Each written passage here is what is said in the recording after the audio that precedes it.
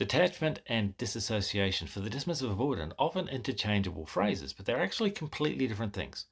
This is the explanation. From a DA myself, experiencing both of these things, I can tell you firsthand how it actually feels to detach.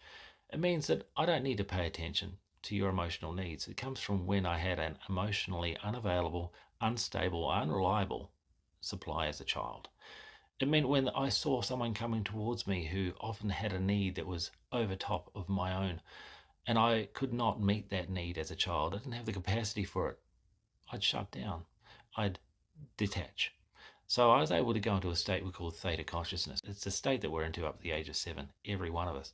A learning state, a subconscious patterning state. And it's like a dream state too. We go into it every night before we go to sleep. But for a DA, we retain that capacity to slip into that whenever we like. Advanced creativity, problem solving, and a reality that exists only for the individual. That's better than the reality they may have to face. As a child, then they retain that as an adult, never growing past that point where they can literally detach from anything around them that presents a threat, reminding them of the trauma that occurred for them as a child. Disassociation is something different.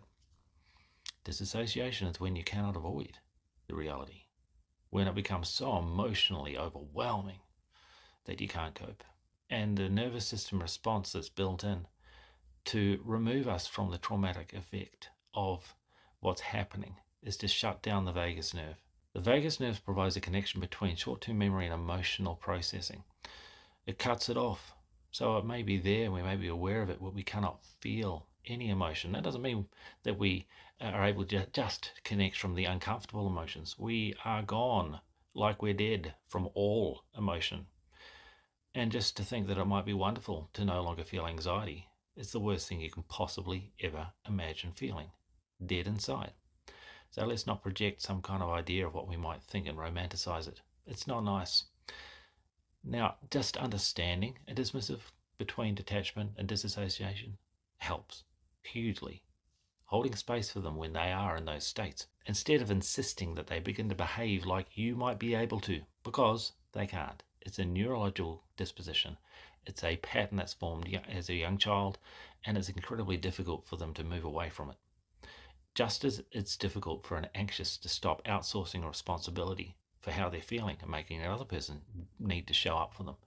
You try and switch that off within you. It's the same for them, but it's a different disposition. Let's hold space for each other's differences and not be so judgmental.